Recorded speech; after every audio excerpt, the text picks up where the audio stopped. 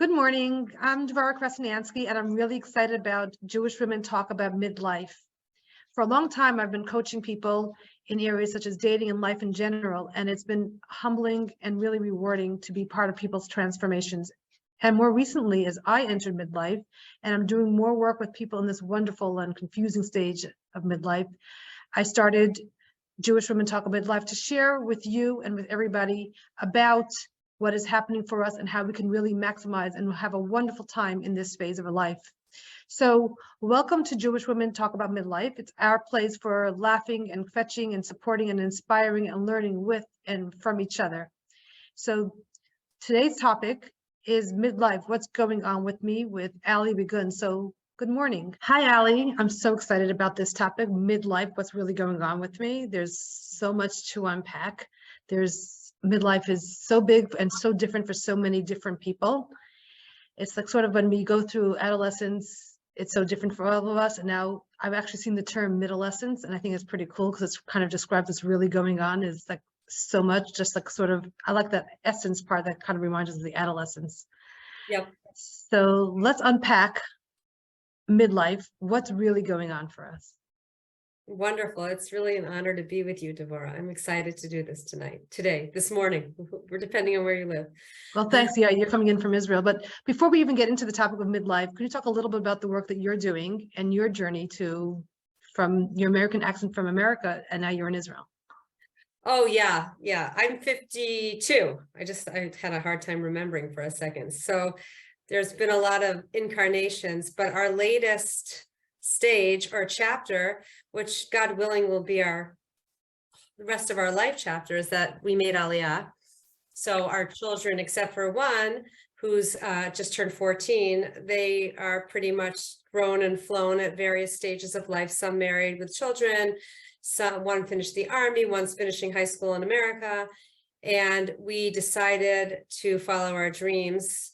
This is really the cleaned up version. It was a long time coming, but we decided to go for it and make Aliyah. And so we are a year and a half in Jerusalem. We live in the neighborhood called Ramot Bet, just on the periphery of Jerusalem. And it's been an amazing experience to go through something so new, so big, so upheavally at this stage of our lives. So midolescence, I'm loving that. I got that one. So you took this midlife time and you really did something big, meaning that we can do some huge things at midlife. They don't have to be young in our teens or 20s to do something huge. And I'm so admire you for that. Thanks, Devora. We can do really big things, and perhaps more important, we can do very authentic things. I'm sure we'll talk about that tonight, but I think that's the clincher, even more than the size, is the authenticity of the choices that we make in midlife. But we'll talk about that, I'm sure. So let's talk about that. When we talk about before, like when we were younger, so we're talking about the authenticity now of our choices. When we were younger, we were making choices from a different angle. Can we talk a little bit the difference between the younger choices and the choices we make now at midlife? Yeah, you ready? You want to put your seatbelt on? Yeah.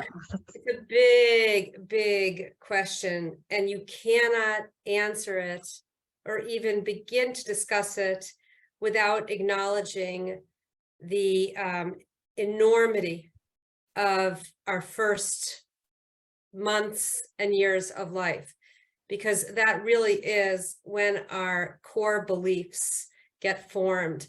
There is so much that we have to do to feel safe, to feel accepted, to feel attention is on us, that we're okay at a very young age. And even though we're so young, we have no memories of this. The beliefs, the sort of coping mechanisms that we develop when we're very, very young, they become the sort of ingrained in our neural pathways, in the way we think, and they become our core beliefs. And believe it or not, those core beliefs made at a time when we were incredibly young. I mean, we're talking super young, but of course we're defenseless, and we can't derive appropriate conclusions about our parents, about ourselves, we're children, we're not cognitively fully developed. And yet at that stage, we really do make big kind of mental commitments that we keep with us. And even though we're moving into midlife, I do want to say that part of midlife is really looking at the beliefs that govern and dictate all of our behavior that don't serve us anymore. It's like one therapist said, it's as if you lived in a cold climate and you had a wonderful warm coat that kept you warm and allowed you to survive in the freezing cold. And then one day you were transported to the equator. You don't need that coat anymore. In fact, it could even harm you greatly. And that's the truth with beliefs that kept us safe a long time ago and now are very much hurting us. So I would first start with looking, I mean, it's very worthwhile to understand that even if we're 45, 52, 66, in various stages of midlife, our behaviors are still being dictated by beliefs we made when we were really defenseless and could not have created a healthy conclusion about our surroundings. So that's how we begin. We bring those core beliefs, we bring those limiting beliefs into our earlier stages. And that's, I think, more targeted toward the question you were asking, which is like, what is midlife? And I'm just going to answer at one angle, and then I'll stop and, go back, defer to you. But I do want to say that so many of those limiting beliefs that don't serve us anymore have unbelievable power over us, and our behavior is so conditioned around them. And we go into our 20s, into our 30s, very much led by beliefs that once served us and no longer do. That's enormously important. And the work of midlife is very much to look at the beliefs that no longer serve us, like, I've got to be perfect to be noticed, or I'm only loved when I do things for other people, or I get lots of attention for being an incredible student, for being an achiever, or whatever it is. I get attention when I'm sick or sad. Those beliefs really have to be reinvestigated. One other component that I want to talk about is pretty Jungian. Jung spoke about this at length, but this is the idea of the stage of 20s, 30s. You're in what he calls the stage of the persona.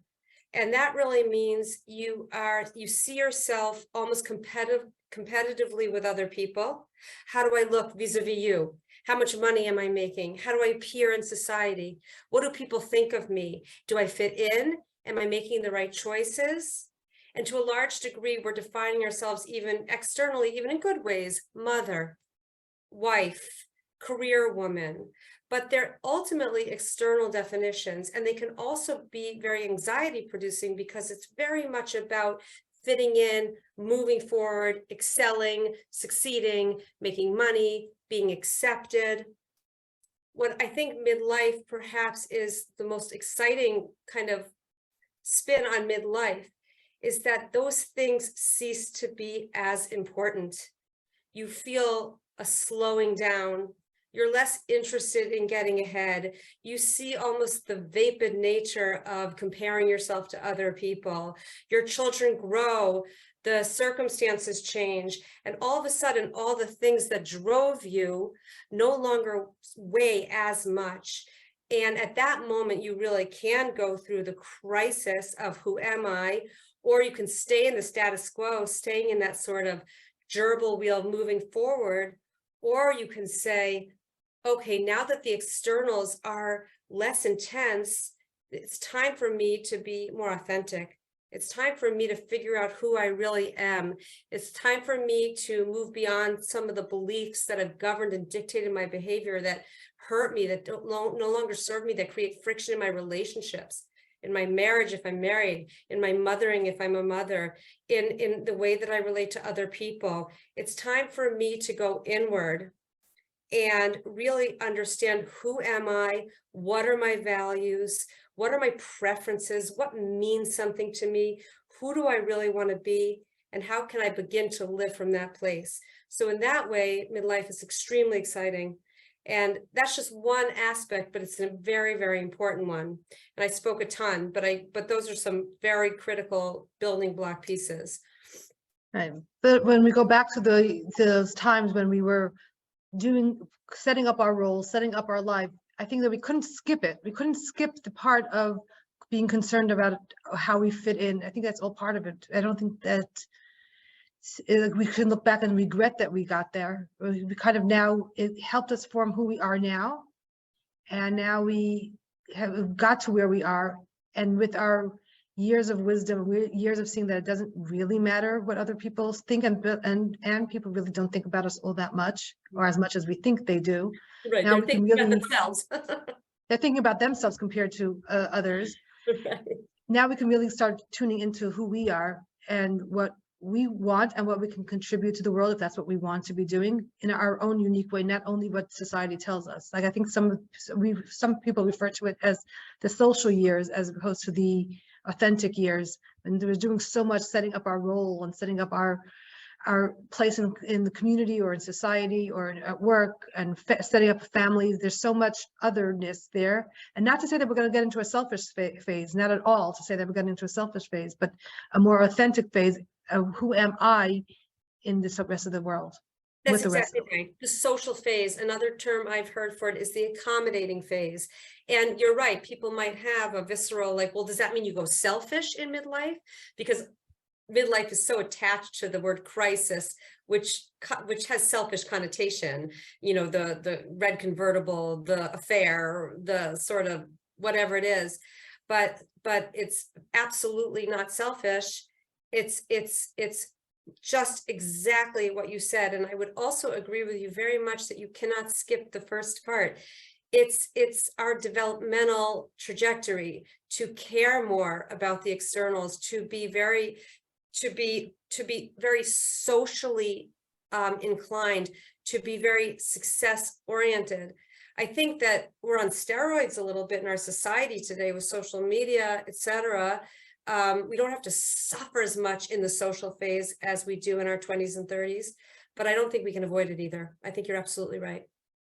And it's going to stay with us because it's part of how we were conditioned, and a little bit is part of our culture. Is like we're so ingrained with enmeshed with other people, and I don't mean mesh in a bad way, but we're so involved with other people that there is going to be some level of responsibility to community, responsibility to family that we still have to navigate. Even though as we find ourselves, it's like that balance of who am I, how can I be doing this, and at the same time having the responsibilities. You're absolutely right. I think at the same time, midlife gives many people, not everybody, but the opportunity to ask themselves, what drove me into joining that board? What was I reacting? Was my decision to join that group a reaction to an insecure perception of myself? Or was it driven by how I can uniquely contribute to the world?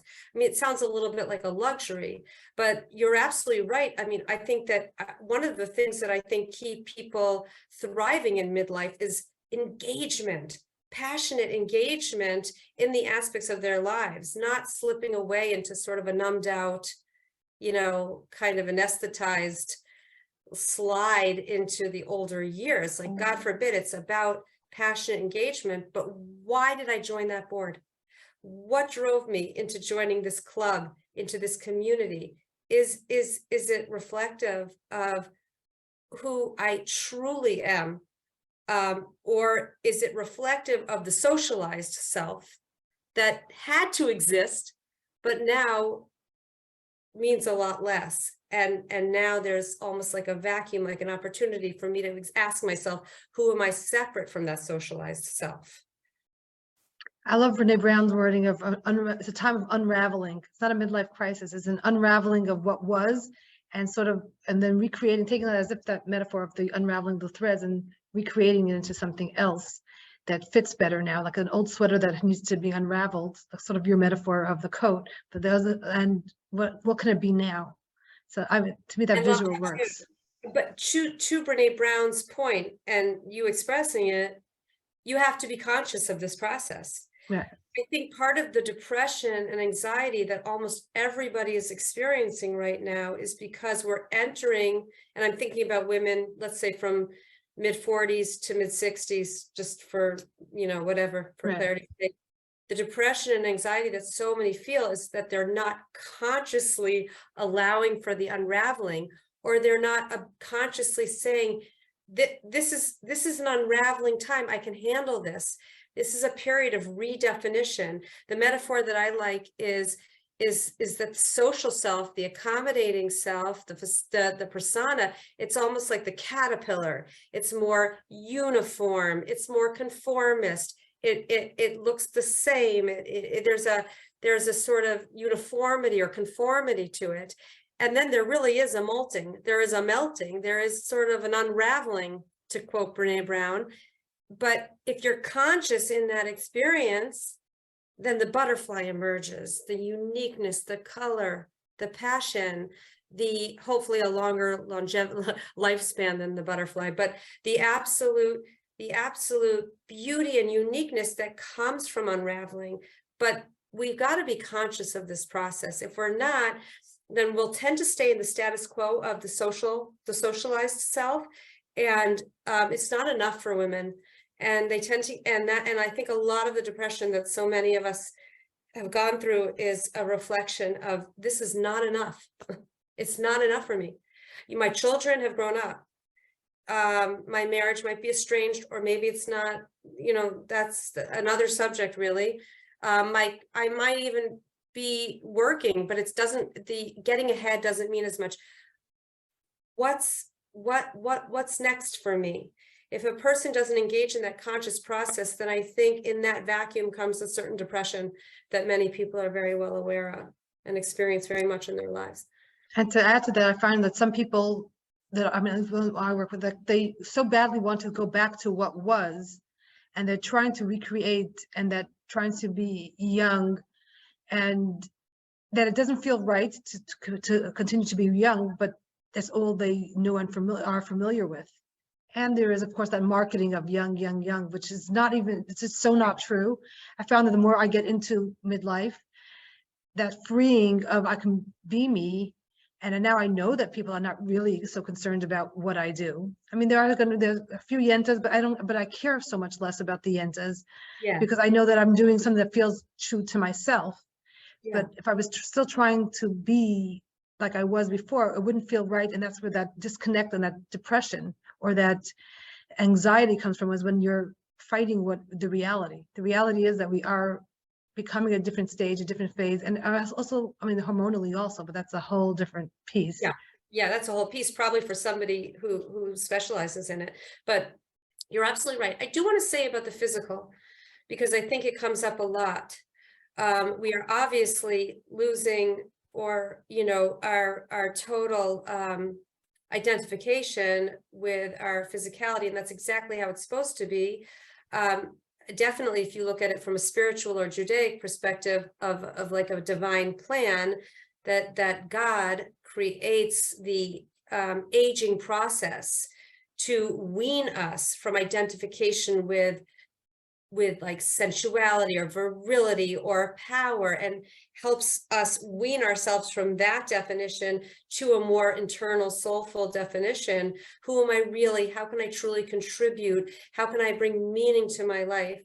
That being said, we are wired to want to feel good and look nice, and we should never negate that. So I think the whole issue of physicality is a brilliant one.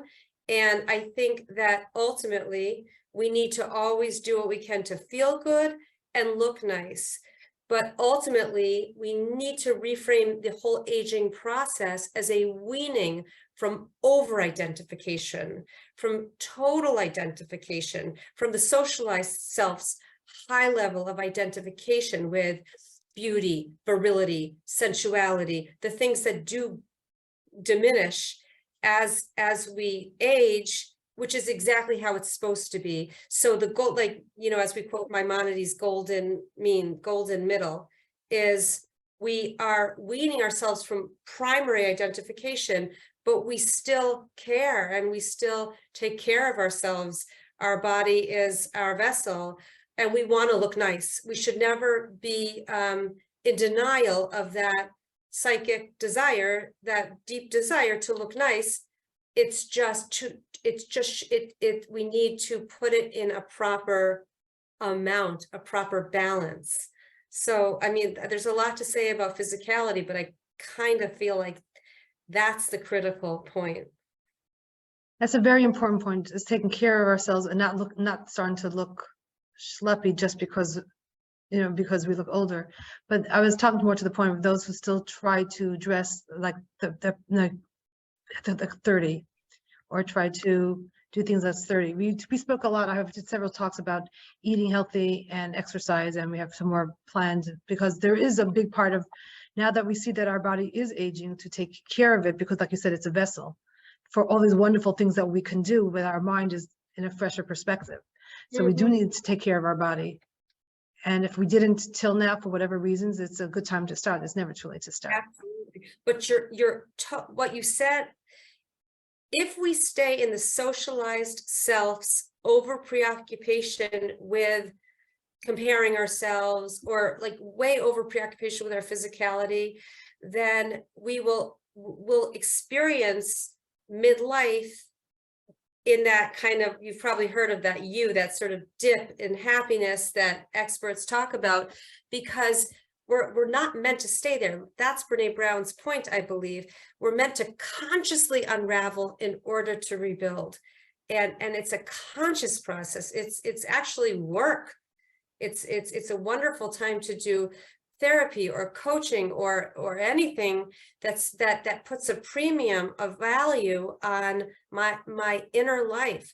I remember reading something from John DeMartini. He wrote that if you want to find your purpose, just notice how you already behave. What do you like to read? If what do you like to learn about? What conversations are interesting to you? Where do you have a lot of energy for? What not only what depletes us, but what energizes us? If we just look at how we already behave, the kind of people we're drawn to, we have massive clues in our behavior already. And those are things that I know as a coach, I do a lot of work with women to look at what they gravitate toward already, even if they're not consciously calling that my purpose. Follow the energy.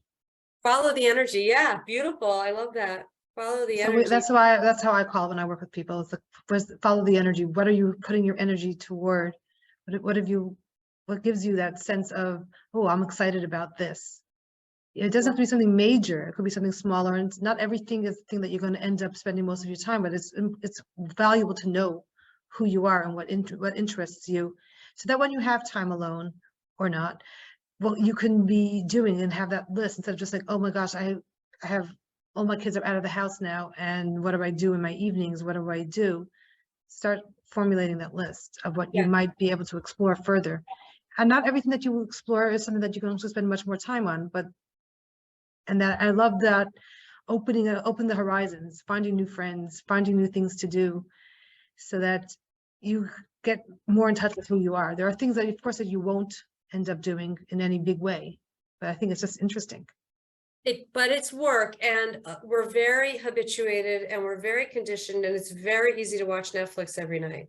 So, it's the best simple structure that I came upon for kind of moving forward in an authentic way, true to yourself, is from the holistic psychologist Nicole LaPera, who I really love. She has a YouTube channel that's fantastic, and she has a concept called the daily promise, which is every day I make one small promise to myself, and the next day I make the same promise to myself. And maybe if a person sees that 30 days in a row, they're, drinking a glass of water in the morning, or they're not, they're waking up and stretching before they check their phone, or just a small promise that is authentic and true to moving forward, to growing, then they're going to feel, my life, like to your point, it doesn't have to be massive change, but I am standing for myself. I am valuing my own integrity and my own growth. So I do this in my own life, and I have most of my clients do it, which is just every day a small promise, the same promise, until it's become ingrained in your into yourself. It's you. It just becomes you. Just one small promise, not too big, but big enough that it will matter to you. So it's the best way that I've experienced to feel that I'm moving forward in my life, and I see it in my clients as well. So you're Can right. you share what some of the people have done so that you give some ideas to people who are listening? Yeah, they're well, I shouldn't say that they're not big. They are big, but they range from one woman said, every morning I'm going to take a big glass of water for 30 days. Today, I'm promising myself to take a glass of water.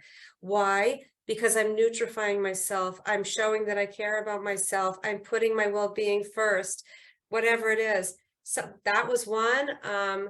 There's anything from something related to food. I have a client now who's taking a 20-minute walk every day. Anything that matters to the person, just one daily promise a day, and ideally just journaling. Today I did this. Why did I do it? It's showing me that I'm growing in this area. It's a beautiful, manageable way to stand up for yourself and move forward. So let's talk to the people who have like really busy schedules, whether it's for Parnassa family, and they want to do this exploration. And when we keep talking about that, it's work. So what might they do, or how might they get started in addition to this daily promise, which could be a big or a small thing? So let's say start small and then start bigger. What else can they be doing?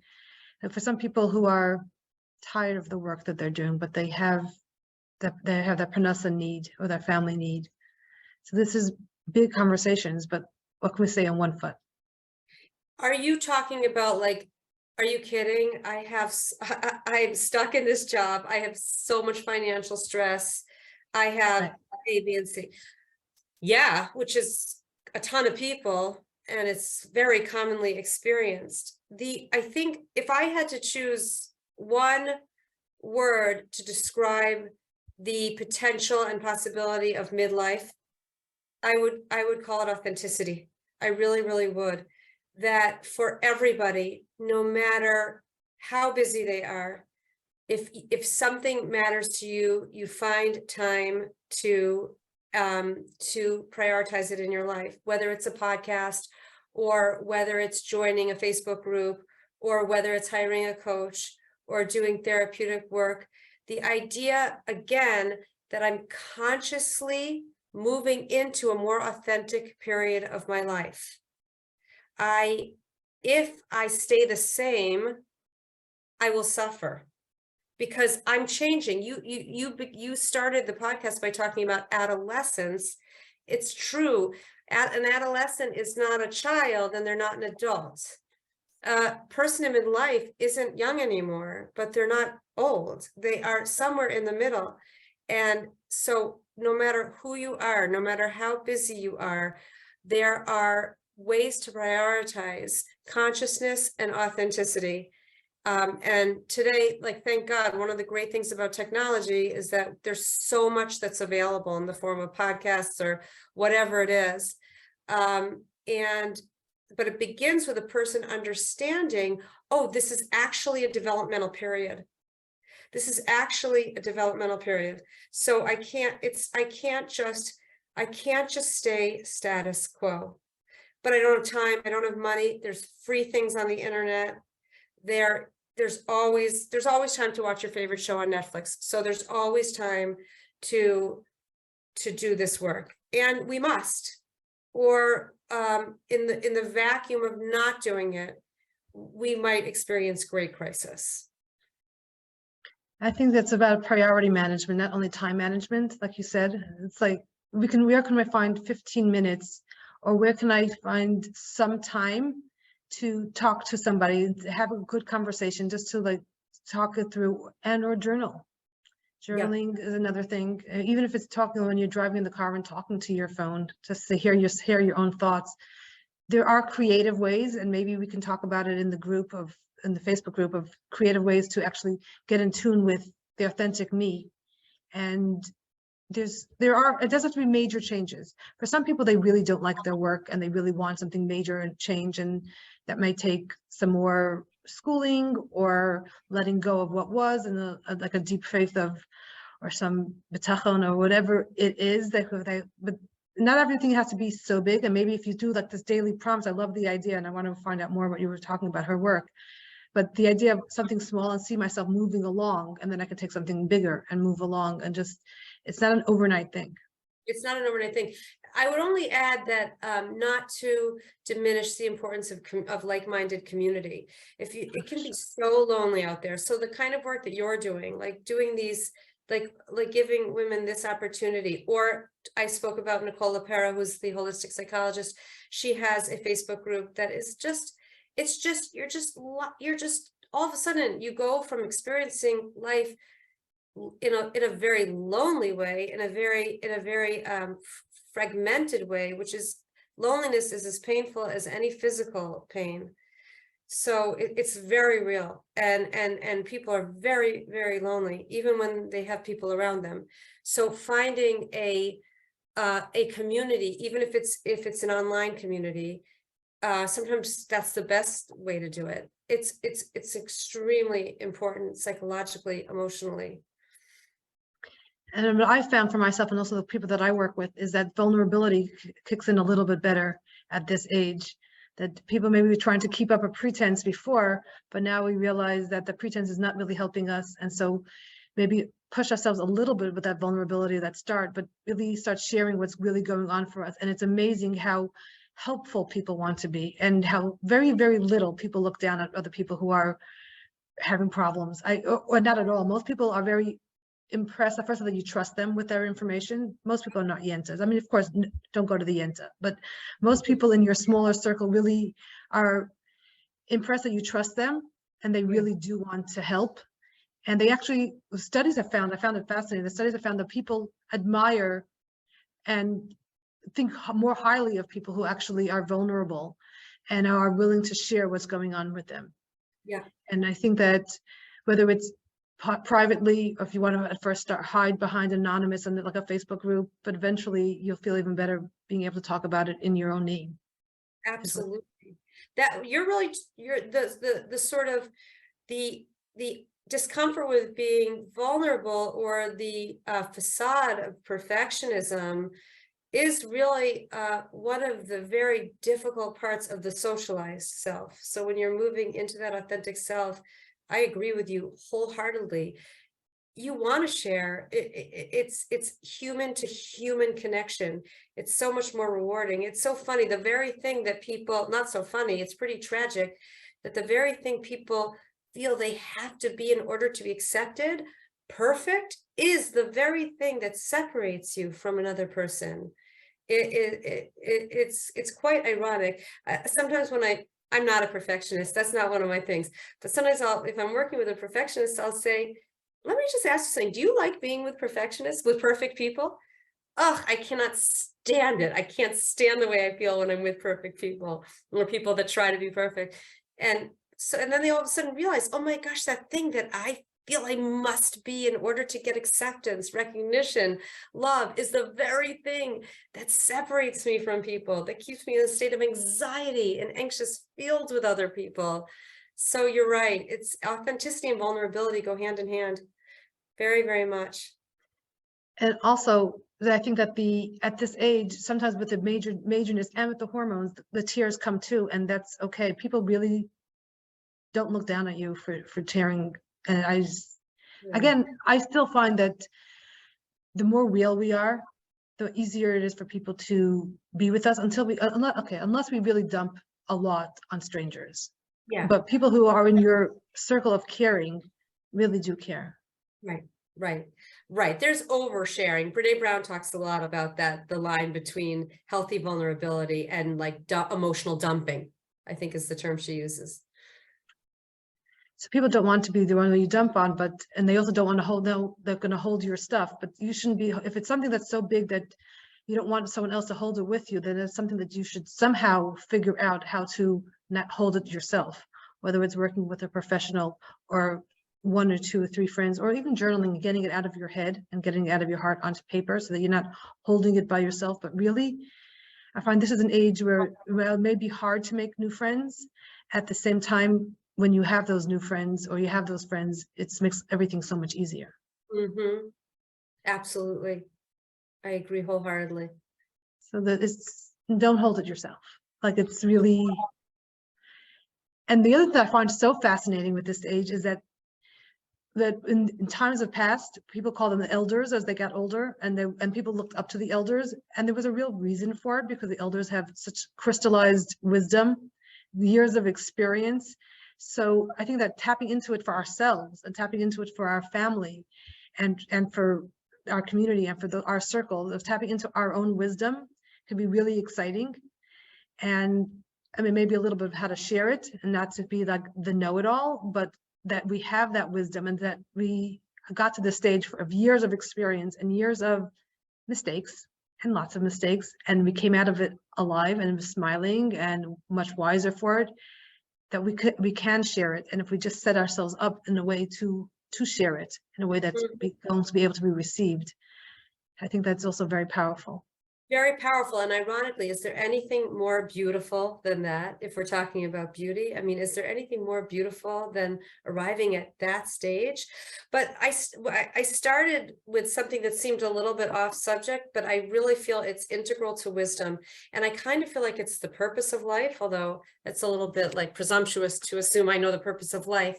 But the idea that we come into this world whole with this uniqueness and a purpose that we're meant to fulfill.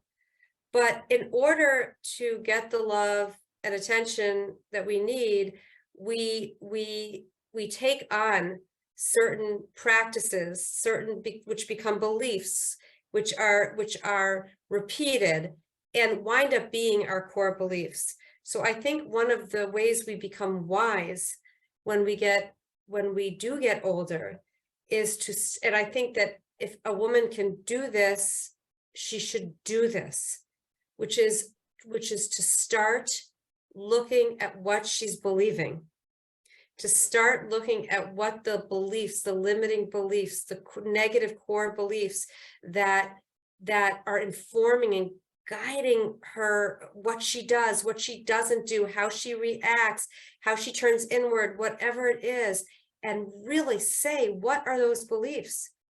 I don't have to live like this anymore. I can be driven and guided by a totally different belief. And that work is to really bring a true belief as your guiding principle, that you are worthy, that you are capable, you are smart enough, you are good enough, you are whole enough, you can share with the world. When we truly almost re-embrace beliefs that are authentic to who we really are before our socialization, before we were negatively conditioned, then we're going to bring a whole different self to our later years. And that's wisdom. And that's kind of the point of life, that we return ourselves, until the end of our days, we become actualized, who we're meant to be. It's incredibly meaningful, but it sounds really theoretical unless you do this work. But this is the work that the consciousness, the awareness that we all, each in our own way, can achieve. I think that's what midlife kind of does. It kind of forces us. We weren't doing it so much before, and all these changes, whether it's physiological and also our roles and our priorities, it's kind of forcing us to do that, because if we won't do it on our own. So everything's forcing us. Everything's forcing us to become more soulful, less living by rote, less mindless. Everything's forcing us. You lose someone you love. Your children move away. You get a diagnosis. You lose your parents. The fragility of life is all there to wean us away from that socialized state that we do need to be in. To your original point, we need that stage of life, but and move into a almost more authentically healthy phase of life. But like you said, you get pushed all the time. You have this loss. You lose this job because a younger person, basically edged you out. You lose someone you love. You get a diagnosis. All of these things propel us into, oh, the sort of invincible socialized self is not my main identity. And I also find it interesting that the world needs people of all the different stages and phases, and the world needs people who are acting from wisdom and authenticity. And maybe sometimes we have to figure out how we're going to bring ourselves, because we're so conditioned from our younger years of like power and to bring it through power. But there's other ways to bring our wisdom without forcing it, but being the wise one on the side, perhaps, and bringing that information, and whether it's to our family or to our work or whatever it is. And I think what I'm also finding fascinating is that the world is very slowly, but slowly starting to appreciate again the wisdom of the elders. So there was a good 60, 70, 80, maybe 100 years already that they were pushing out some of people as they were getting older, but now they're starting to really appreciate what older people, the crystallized wisdom that people have, the experience they have. They may not have the technology experience, but they have people experience. They have the systems of the world experience, and some companies are appreciating it. Younger Yes. people are appreciating it. People are appreciating the memories that people are bringing. So there's really a real role. We just have to, because it's uncharted in our generation, I think it makes it a little bit harder. Yeah, it's pretty uncharted. I love what you're saying, and I think I love I think her name is Barbara Haggerty. She wrote a book on midlife, and she has three kind of commitments that for a woman to live her best life in midlife. These three commitments are like what she in order to go into life, into your older years, wise and bringing something to the world, radiating a certain energy that people say, oh, we need this, society needs this. So I hope I can remember them, but these are Barbara Haggerty's 3 points, and I love them. The first one she says is stay engaged. I brought that up before, but if you're married, give marriage the time and energy and cultivation and work it deserves. If you have children or grandchildren, enjoy the moments. Give it all you've got to the degree that is healthy for the dynamic between you and that child. If you join something, join it wholeheartedly. Enjoy your role at work, but engage in all aspects of your life. That's number one. Number two is hold on, let me just remember them because they're really, really important. Oh, number two is watch your thinking. I thought that was very, very interesting. And I do this a lot in my coaching. I think a lot of coaches do this, which is understand that your thoughts create your feelings. Your feelings create what you will do or won't do or how you react. And that creates your results. So if you believe, oh, of course he said that to me because nobody ever listens to me, I've never noticed, right? Then you're going to feel very small and sad and withdrawn. And that's going to lead you to not get out there and try to make friends, which is going to lead you to feeling lonely. So watch your thinking. It begins with a belief. No one sees me. Nobody's interested in me. So Haggerty's emphasis is stay on top of your thinking. And the last one is choose wherever you can, choose meaning and purpose over success and the pursuit of happiness. So for example, if you're blessed to have a grandchild, enjoy the moment that you're sitting with them instead of figuring out what's next. Grab meaning and grab purpose wherever you can. So those are her 3 points. Watch your mind, watch your thinking, the power of it all comes down to the quality of our thoughts.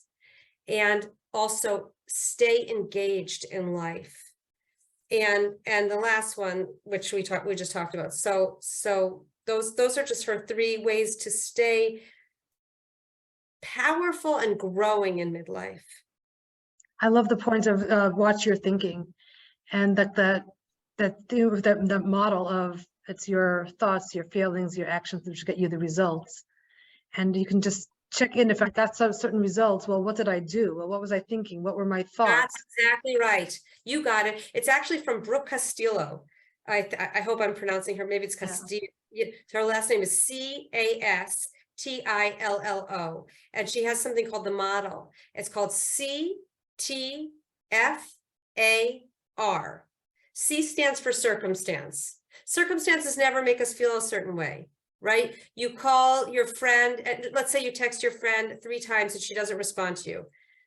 I texted 3 times, I did not receive a response. That's a fact, right? Facts don't make us feel anything. It's the thought we give to the fact, or the interpretation or the meaning that we give to the fact, that creates our emotional experience. So C stands for circumstance. Something just happens. It's factual, right? I've texted 3 times. I have not heard from so-and-so. Then what? The thought, she doesn't care about me. No one notices me. The feeling, so small, so tiny, so unimportant, so hurt, so bad in the stomach, such a yucky feeling, right? Which leads to the action or the non-action. I just go into my room with a glass of wine and Netflix and whatever. And the result is I have no connection with her, right? So you could, at any point, you could say, have the same circumstance, wrote 3 times, didn't hear from her, okay? If you're watching your thoughts, as Barbara Haggerty and Brooke Castillo talked about, if you recognize that your only power lies in your thoughts, you could say, well, I almost went down a road of I'm worthless, I'm not worthy enough. I'm going to stop myself and say she must be really busy, which makes me feel neutral, which makes me write her a 4th time, hello, I haven't heard from you, which probably makes her write back, oh my gosh, I'm so sorry, you cannot believe how crazy work was. The result, that I still have a connection with her.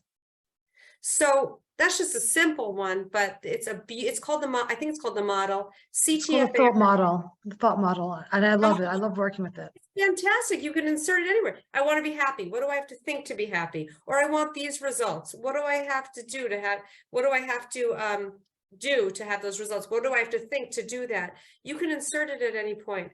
But Barbara Haggerty's 3 points are I always remember them. I really, really always remember them, which is stay engaged, seek meaning and purpose over anything else, and watch your thoughts. Also to that point is like, just when someone doesn't answer your text, for example, what I'd like to do is like, what are 3 possibles that are going on? So as soon as they have 3 possibles, you can't really, tells myself and whoever that I can't know. So why I shouldn't respond necessarily in any one way, rather just be curious about what's going on. Because it could be that she didn't receive them, could be that she doesn't have Wi-Fi. It could be, I mean, you know, it could be really so many different things that the assumption that I know what is going on is just to my detriment to kind of know what's going on. But I also find I make the assumption because I think Brooke Castillo underestimates the power of belief. She calls thoughts vibrations in the brain or something like that. I don't agree with that. I think that our negative thoughts are deeply, deeply ingrained in us. They come from deeply held core beliefs that about our worthiness or lack of worthiness. And they're immediate triggered responses to circumstances. So sometimes we have to do, and I'm sure you do this work with people, I do too, which is you've got to really do work on on what's tripping us up again and again. What are we committed to? What are we believing about ourselves? The way I like to start with a lot of clients, I learned it from my coach, Hannah Mason, who learned it really from Byron Katie. And it's basically, you ask a woman or a person to just start talking about what's going on for her. And she talks, and she kind of she gets it all on the table. And while she's talking, I write what I'm hearing her say, what belief, not the facts, but the beliefs, and any negative beliefs that I'm hearing from her. And I also add some of my own that I extrapolate from what she's saying, between the lines, not the facts, but anything that's belief. And then I tell her, I'm going to read you back the list, and I want you to choose the one that feels the most true and the most painful. And that's where the work begins. I read to her back all the things that she said and the things that I extrapolated from her words. And then she'll usually say, well, that one's the one, that's the belief that's hurting me the most and feels the most true. And that's where the work begins. That's where our work will begin. Which is Byron Katie's The Work, but that's, yeah, and that's a whole other conversation, I think. Because because I think that it's such a powerful tool. But you can use lots of examples with it. We're actually having Hannah Mason come on in a few weeks, so I'm really excited about this. Yeah, so maybe Hannah will do that. Yeah, there's so much to do the work with you. She's probably one of the people like out there in the world who does the work like just incredibly powerfully. She's my coach, and she's my neighbor, not next door neighbor, but she lives in Jerusalem, and she's wonderful. And I actually bumped into her book at Pomerantz bookstore, and that's how I started learning about Byron Katie, which led me to Brooke Castillo, and and so on and so forth.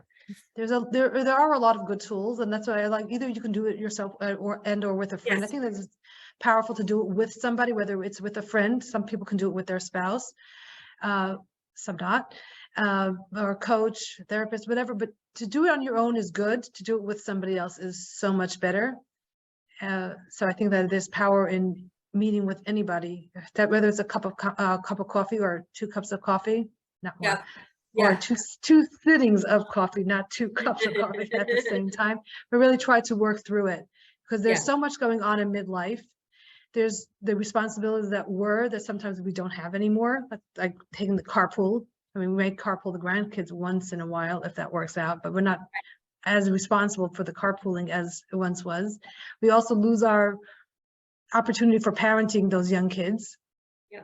And parenting is different today, so for some people it's challenging to watch how their children are parenting, and some people are in awe of how their children are parenting and wish that was more available to us, or those information were available to us of how our kids are parenting today.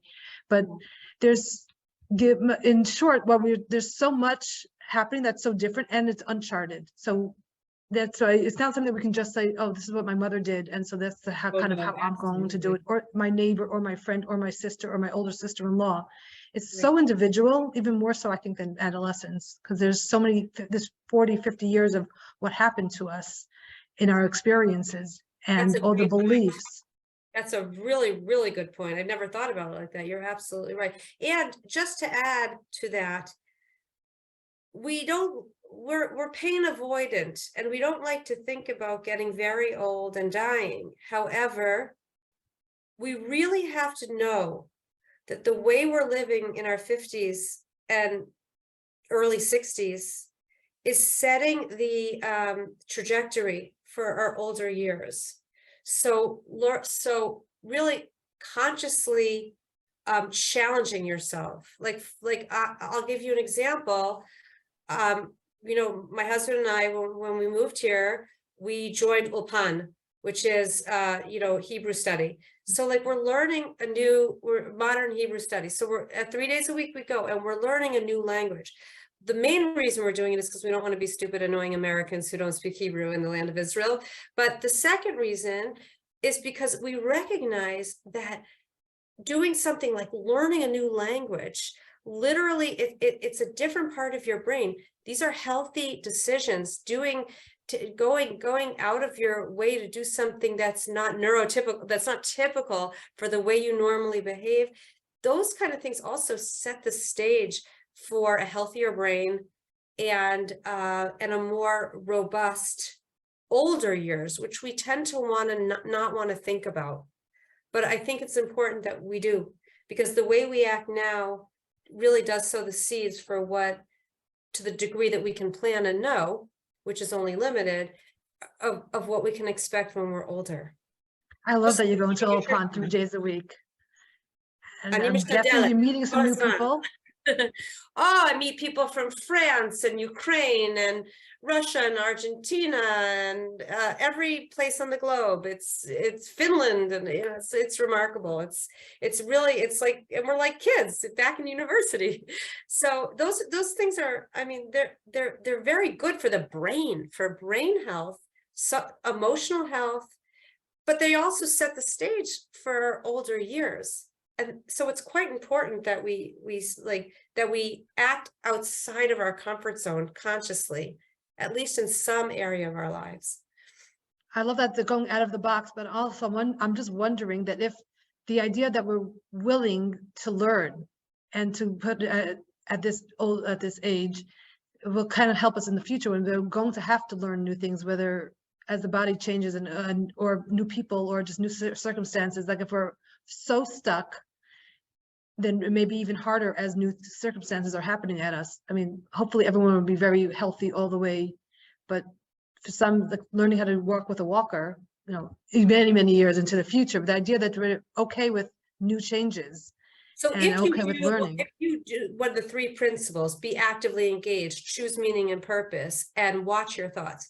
If you take the thought watching, the Brooke Castillo work, the Byron Katie work, if you take that very seriously, then when you have more setbacks, it's true, your natural resilience, your natural ability to observe yourself, not to get so sunk in something, but to say, okay, there's a big difference between I'm really feeling anxious right now and just being lost in anxiety.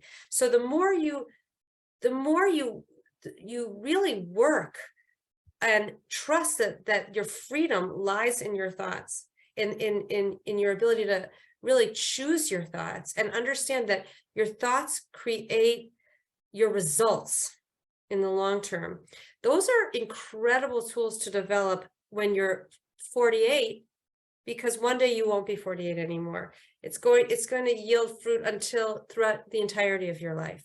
But it just also, just like nutrition and exercise, it's good to know that, like, oh, the more flexible and willing to think in new ways I am now will set the tone and sow the seeds for getting older.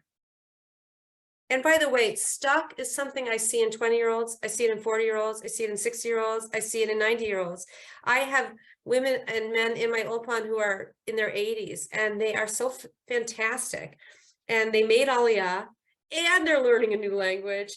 It's just, they are choosing not to live stuck. But I've met 40-year-olds who are just repeating the status quo, not because they want to, but because they don't understand that they have that choice. So I'm not sure stuck belongs to any specific age group.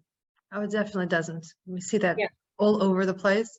Yeah. But midlife is a place where people start really noticing stuck. Before, maybe before they didn't have as much time luxury to actually notice that something is off. They were just really so busy. And midlife sometimes gives us the opportunity, or gives us that not gentle nudge to actually do something different. Right, either the opportunity or life events push you into the recognition that it's time to do something different. I agree with you. And for a whole other conversation is when you notice it, how it can be helpful to your friend. But I would love that as a separate conversation, because we're going through this together, but we each do it differently. So I'm looking forward. I have to find someone else to talk about it, or just have a fireside chat with somebody about how to be the friend of someone in a midlife. And so yeah, I'm looking forward to such a conversation. Yeah. It's a great conversation. It's a wonderful conversation. It's just good to get this conversation going. A lot of people, I mean, we didn't talk about this, but it's kind of the elephant, which is like I remember when I started going into coaching for women in midlife, it was like a flop because people don't like the term. A, it's associated with crisis, but B, on a psychological level, it's associated with decline. I don't think so. I don't either, but societally, I'm not middle-aged. I'm still like working out every day. Yeah, I did get that a lot when people sign up for the Facebook group, they have to answer. It's like, me, midlife? Midlife? No, I don't think it is either, but Right. society does. So people are oh, midlife crisis. It's like coupled in people's brains that those two things go together. So we kind of have to get the like what you're doing so beautifully and so powerfully. We've got to get the conversation going because there's a lot we need to achieve in this stage. There's a lot spiritually we need to achieve in this stage. We are meant to live. This is, of course, most poignantly delivered to us through the story of Abraham, when the angels say, Abraham, Abraham, and we learn why twice. Why do they say it twice? And our commentators tell us because the Abraham in this world, the Abraham below, the Abraham that existed in this world was so actualized that he was the same as the ideal sort of spiritual Abraham above. And that's the meaning of our lives, that we enter into this world perfect, we get confused, we get hurt, we get challenged, we fall for false beliefs, and the whole purpose of our lives is to realize where we got stuck, believe our true divine potential, and act on it with love for ourselves and for other people. So that is it. We are meant to be able to say, Devora, that you can't do that when you're only in the socialized self. This is all a process, and that's the aging process. Yes, we got to look good. We want to look good. We want to be healthy, but we are not meant to identify to the same degree with our careers, even with our mothering, that there's an essential self that it's time to dive into and uncover and bring to the world. And that's why we get the messages, the news from the doctor, the loss, the losing of one's, the diminishing of one's identity as a busy mom, all those messages designed for us to actualize our deepest selves and bring that with love to the world. Thank you. So that's like a nice wrap up. So thank you, Ali. How can people reach you? Oh, they can reach me through EdenLifeCoaching.org. And my email is coachingwitheden@gmail.com. I would only end by saying, if all of this sounds a little bit like lofty and theoretical or unapproachable, start with the daily promise. One small thing that you say, today I promise myself I'm going to, and then tomorrow do it again. And then tomorrow do it again. And if you don't do it one day, if you sabotage it, or if you forget it, or if you don't do it, pick yourself up and just start again. But you start to see like almost an integrity, a showing up for yourself, a returning to yourself, and success breeds success. And it's a wonderful place to start. That daily promise is from Nicole LaPera, who I also recommend highly. It's called She's the Holistic Psychologist. Also very worth checking out. All right, thank you so much, Ali. And if anyone wants to reach me, you can reach me, Devora Krasnianski, at jewishmidlife@gmail.com. And thank you all. Have a wonderful day, evening, or wherever you are. So thank you so much, Ali. Thank you, Devora, and thank you for really, really getting this conversation on the table. It's so valuable and so important to the lives of women. So, kol hakavod, you should have tremendous success. You too, you too. Thank you. Take care.